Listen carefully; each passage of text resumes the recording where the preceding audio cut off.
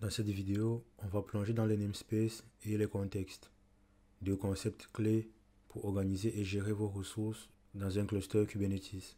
On verra comment créer et utiliser un namespace pour isoler vos déploiements, comment associer un namespace à un contexte pour simplifier vos commandes kubectl et bien plus encore.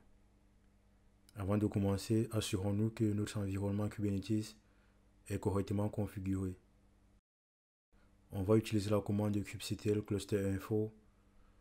Cette commande affiche les informations du cluster Kubernetes avec l'URL du conteneur, le DNS et bien d'autres informations. Si vous voyez une réponse avec des URL, kubectl est bien connecté au cluster. On va exécuter la commande kubectl getNode. Cela va donner la liste de tous les nodes du cluster. Avec un statut ready, cela confirme que le cluster est opérationnel. Maintenant, on va passer à la création des namespaces.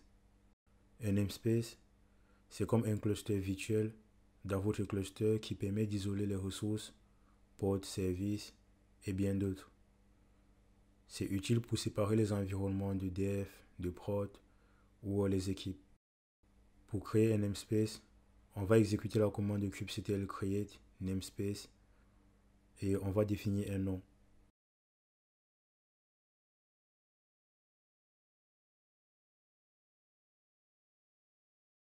On peut aussi créer un namespace à partir d'un fichier YAML pour plus de flexibilité. On va définir un fichier et à l'intérieur on va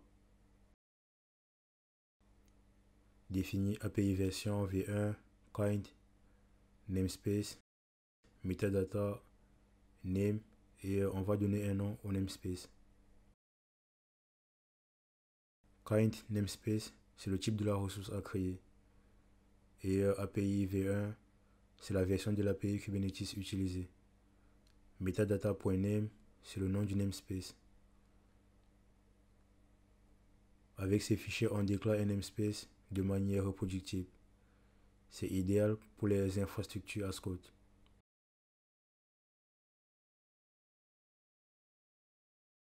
On va l'appliquer avec la commande kubectl apply-f, nom de notre fichier .yaml.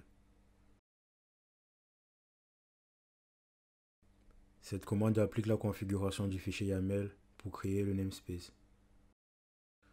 Ensuite, on va nettoyer avec la commande rm, nom de notre fichier, afin de supprimer le fichier temporaire dans notre environnement.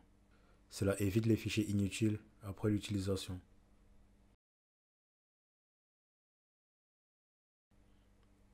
Maintenant, on va voir comment créer un port dans le namespace.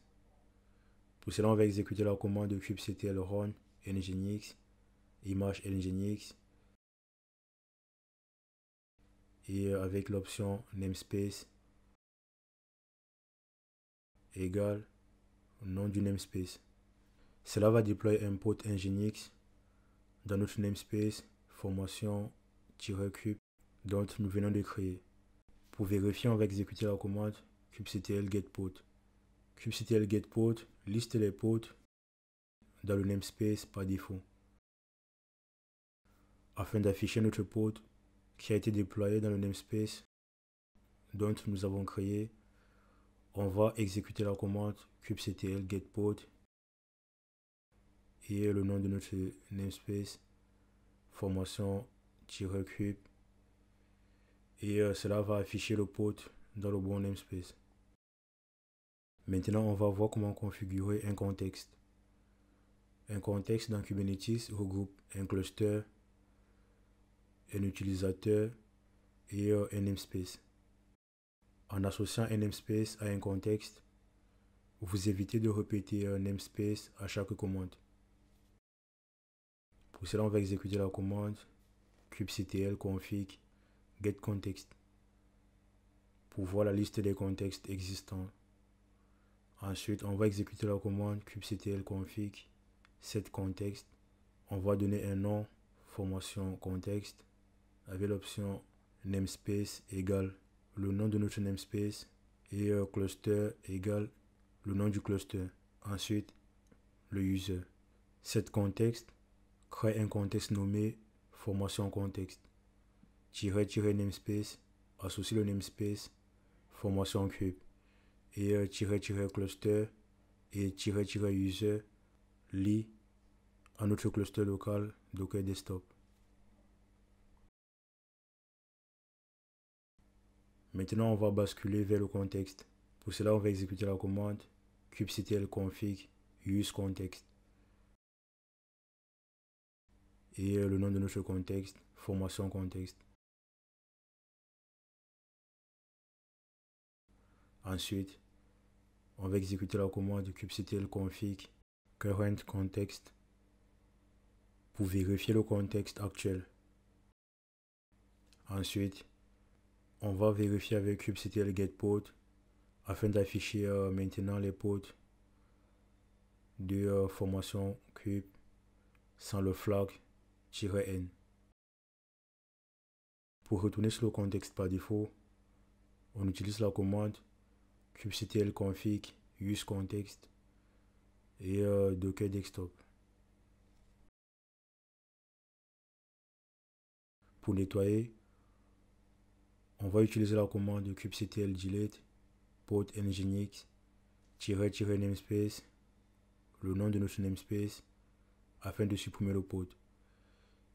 Et aussi avec la commande kubectl delete namespace, le nom du namespace formation cube. Cela va supprimer le namespace et toutes ses ressources. Cette commande est à utiliser avec précaution parce que la suppression des namespaces efface tout son contenu.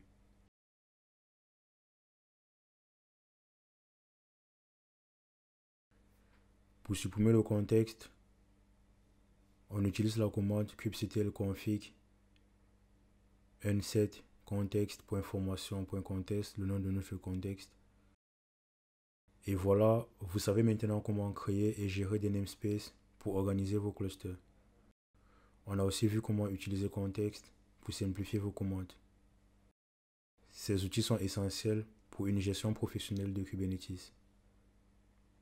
Si la vidéo vous a plu, n'hésitez pas à liker la vidéo et à vous abonner à la chaîne pour ne pas manquer les prochaines vidéos de la formation.